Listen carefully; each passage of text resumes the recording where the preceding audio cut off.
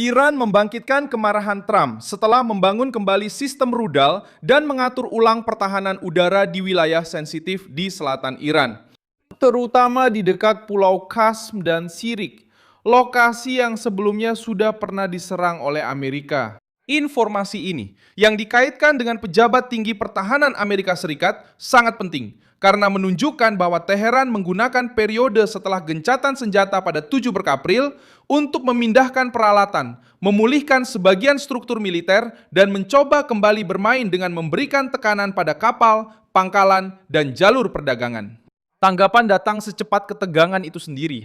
Tindakan baru Amerika, penguatan militer di Laut Arab, dan peringatan keras dari Trump terhadap setiap upaya Iran untuk mengubah negosiasi menjadi pemerasan.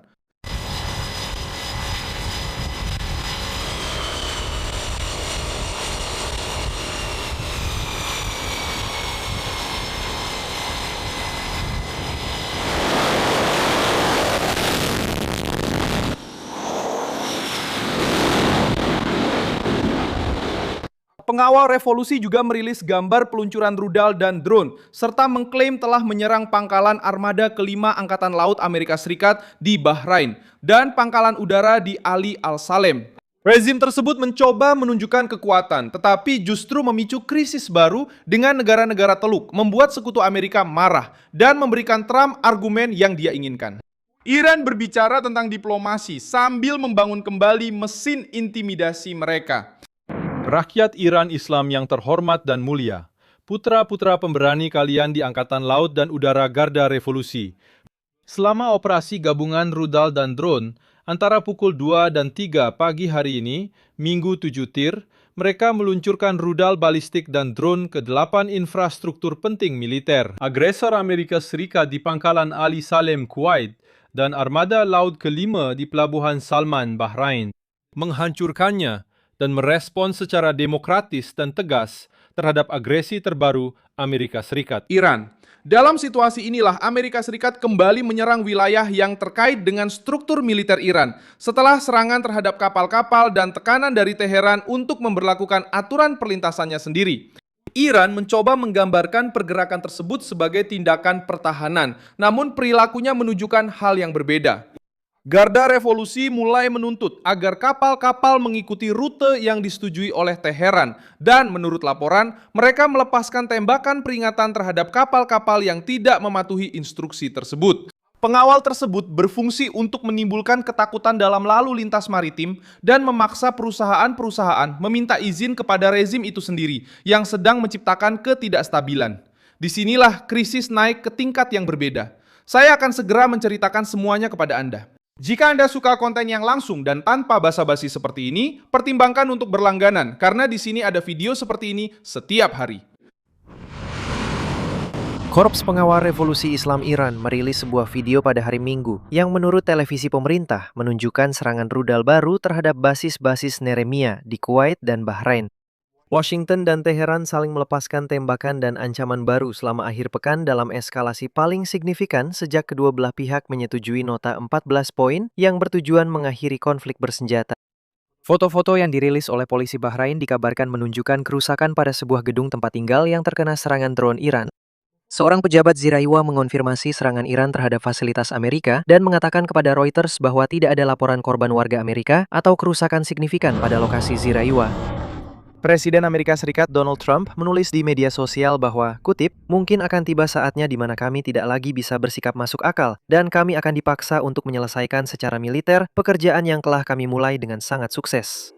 Jika itu terjadi, dia menulis, Republik Islam Iran tidak akan ada lagi. Konflik ini dimulai ketika Zewar dari Israel bersama-sama menyerang Iran pada akhir Februari. Iran membalas dengan menembakkan drone dan roket ke Israel, serta ke negara-negara Teluk yang menampung pangkalan militer Amerika. Dan Iran secara efektif menutup Selat Hormuz, jalur transportasi energi terpenting di dunia, selama sebagian besar 4 bulan terakhir. Sebuah perjanjian sementara yang ditandatangani pada awal Juni bertujuan untuk membuka kembali selat tersebut dan membawa kedua pihak ke meja perundingan mengenai program nuklir Iran, sementara Washington menangguhkan sanksi terhadap Teheran. Namun pertempuran kembali terjadi dan semakin intensif. Jadi Komando Pusat SNUA sebelumnya mengatakan bahwa pasukannya melakukan serangan baru setelah sebuah kapal tanker berbendera Panama diserang oleh drone Iran pada hari Sabtu. Press TV, stasiun televisi milik pemerintah Iran, melaporkan bahwa Garda Revolusi Islam (IRGC) mengatakan bahwa serangan Mosul Ozzeiwa melanggar gencatan senjata dan, kutip, akan mengakibatkan penghentian total semua proses diplomatik. Trump berulang kali menyatakan bahwa Iran telah setuju atau akan setuju dengan konsesi dalam program nuklirnya, namun Teheran selalu membantah pernyataan tersebut. Dan Teheran telah bersikeras bahwa mereka akan memiliki peran dalam mengelola lalu lintas di Selat Hormuz, yang menurut Trump akan tetap terbuka untuk pelayaran. Dalam kunjungan ke Baghdad, Menteri Luar Negeri Iran pada hari Minggu meminta semua pihak untuk mematuhi nota kesepahaman yang telah ditandatangani. Presiden Amerika sudah pernah menyatakan bahwa jika Teheran tidak mematuhi perjanjian tersebut, Washington bisa menyelesaikan masalah itu secara militer.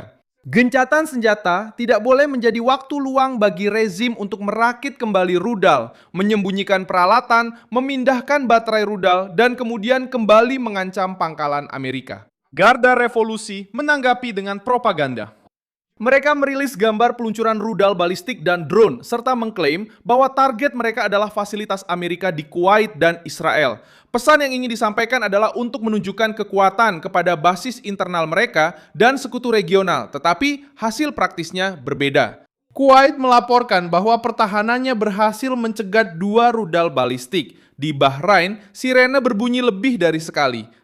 Dan otoritas melaporkan kerusakan material pada sebuah gedung hunian di Provinsi Muharraq tanpa adanya korban jiwa yang tercatat. Gambaran yang tersisa terasa tidak nyaman bagi Teheran. Rezim menargetkan pangkalan, menjanjikan balasan. Balasan yang berat, namun akhirnya justru meningkatkan risiko terhadap wilayah sipil dan membuat marah pemerintah-pemerintah yang sebelumnya sudah menganggap Iran sebagai ancaman. Bahrain menyebut tindakan tersebut sebagai pelanggaran serius terhadap kedaulatannya dan meminta reaksi internasional. Kuwait juga mengecam serangan-serangan tersebut dan menegaskan bahwa pasukannya siap untuk melindungi wilayahnya. Qatar dan Uni Emirat Arab turut bergabung dalam kecaman tersebut.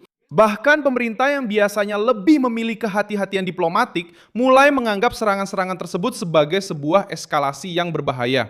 Bagi Trump, isolasi regional terhadap Teheran ini memperkuat posisi Amerika Serikat. Iran mencoba mengubah krisis ini menjadi perselisihan dengan Washington, tetapi akhirnya justru menimbulkan gesekan dengan negara-negara tetangga yang tidak ingin menjadi target Garda Revolusi. Pergerakan Amerika di Laut Arab memperjelas pesan tersebut. Para pelaut di atas kapal induk USS George H.W. Bush melakukan operasi penerbangan saat kapal tersebut melintasi wilayah tersebut. Sementara Teheran mencoba menjual video peluncurannya sebagai bukti kekuatan, Washington menunjukkan logistik, penerbangan angkatan laut, dan kehadiran yang terus-menerus. Inilah yang membuat Trump marah, karena Iran mencoba berbicara tentang diplomasi untuk mengulur waktu, dan pada saat yang sama menggunakan Garda Revolusi untuk menguji batas di Teluk. Teheran juga mencoba mengancam proses diplomatik. Garda Revolusi mengatakan bahwa serangan baru dari Amerika bisa melumpuhkan negosiasi dan berjanji akan memberikan respons keras terhadap pangkalan Amerika Serikat di wilayah tersebut. Namun, ancaman ini juga memiliki sisi lain. Ketika rezim mengatakan bahwa mereka bisa meninggalkan pembicaraan, mereka mencoba menimbulkan ketakutan di Washington dan negara-negara penengah. Iran justru terjebak dalam sandiwara mereka sendiri. Mengancam untuk keluar, tapi tetap harus bernegosiasi. Mengancam akan membuat keadaan jadi neraka, tapi menghindari konfrontasi langsung yang lebih besar. Berbicara soal kendali. Namun, mereka bergantung pada tekanan psikologis agar terlihat lebih menonjol.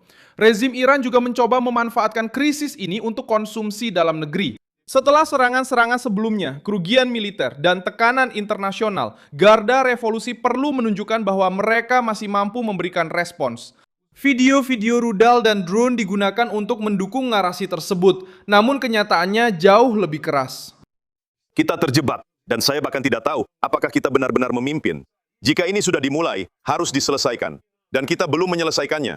Jika itu berarti mengirim pasukan, lakukan apapun yang diperlukan. Tapi untuk menang dan mengakhiri semua ini. Kamu bicara soal tantangan, Sid. Bukankah agak berlebihan mengatakan bahwa kita terjebak? Karena Presiden Trump menunjukkan kesabaran dengan mengatakan bahwa dia akan membiarkan ini berjalan dulu. Tapi seperti yang dikatakan Wakil Presiden Jody Vance di sini, kita sudah menang karena kita telah menyerahkan keputusan ini ke tangan mereka. Semua orang tahu, dan Presiden Trump serta Jody Vance sangat sadar bahwa Komandan IRGC Ismail Pahlavi sedang mempersulit keadaan ketika Galibafi berunding. Tapi menurut pandangan pemerintah dan juga Presiden Trump, kita bisa terus selama kita mau. Dan pada akhirnya, mengakhiri semua ini secara tuntas sedang dipertimbangkan. Tidak bisa terus seperti ini. Harga bensin terlalu mahal, dan pemilu paruh waktu sudah dekat. Lihat, mari kita berdiskusi secara jujur tentang ini juga. Aku orang olahraga, Griff. Aku pernah di Doif. Sudah seperti ini selama bertahun-tahun. Permainan belum berakhir di inning ke-6. Kita belum memenangkan apa-apa. Maaf Pak Presiden, harus memberi kabar ini. Tapi kita belum memenangkan apa-apa. Tidak ada akhirnya untuk ini. Kita hampir berada di tempat yang persis sama seperti beberapa bulan yang lalu. Mereka masih menyerang kita. Kita masih menyerang mereka. Israel masih gelisah, dan sejujurnya, para pemilih Amerika juga masih gelisah. Jadi bagaimana Anda bisa menyatakan kemenangan ketika permainannya masih jauh dari selesai? Hubungan dengan Lebanon juga ikut diperhitungkan. Israel melanjutkan aksi terhadap infrastruktur Hizbullah di Lebanon Selatan, sementara Amerika Serikat memperkuat dukungan untuk upaya menahan kelompok-kelompok yang terhubung dengan Iran. Pesan regionalnya jelas, Washington dan sekutunya tidak ingin hanya menangani satu serangan terpisah, tetapi jaringan tekanan yang dipimpin oleh Teheran, Iran di Teluk, Hizbullah di Lebanon, dan milisi-milisi yang sejalan di front lain membentuk masalah yang sama. Gedung Putih tahu bahwa jika hanya merespons satu titik, rezim tersebut akan mencoba membuka titik lain. Donald Trump diuntungkan secara politik dari pemahaman ini, karena hal itu menempatkan Iran sebagai pihak provokator. Narasi Gedung Putih menjadi sederhana bagi publik Amerika. Ada kesepahaman sementara, Iran membangun kembali sistem, menekan kapal-kapal, menyerang pangkalan di negara mitra, dan bahkan mengancam akan mengakhiri negosiasi. Dengan begitu, Presiden mendapatkan ruang untuk membela penggunaan kekuatan tanpa terlihat seperti sedang mencari perang secara impulsif. Dia bisa mengatakan bahwa dia sedang bereaksi terhadap rezim yang telah menandatangani gencatan senjata, lalu mencoba melanggarnya secara bertahap. Respons Amerika juga ditujukan untuk menjaga kepercayaan negara-negara Teluk. Bahrain dan Kuwait menjadi tempat bagi fasilitas strategis Amerika Serikat dan tidak boleh memberikan kesan ditinggalkan. Iran terus mengandalkan perang urat saraf. Mereka meluncurkan, mengancam, menyangkal, menyalahkan Amerika Serikat, berbicara tentang pertahanan, dan berusaha menjual citra perlawanan. Namun setiap langkah justru memperketat pengepungan politik terhadap rezim tersebut. Inilah risiko yang diciptakan Teheran untuk dirinya sendiri. Membangun kembali rudal di dekat Hormuz mungkin tampak seperti aksi unjuk kekuatan, tetapi justru membangkitkan kemarahan Trump. Menempatkan garda revolusi di bawah pengawasan yang lebih ketat, dan membuat negara-negara Teluk waspada terhadap rezim yang mencoba bernegosiasi dengan satu tangan. Namun demikian, pemerintah Hormuz. Terima kasih banyak telah menonton video ini sampai akhir. Dukung proyek kami dan berkontribusilah secara finansial melalui kode Pix yang muncul di layar Anda. Kami adalah saluran independen, berfokus untuk terus memberi Anda informasi yang benar. Kontribusi Anda membantu kami untuk terus bertahan.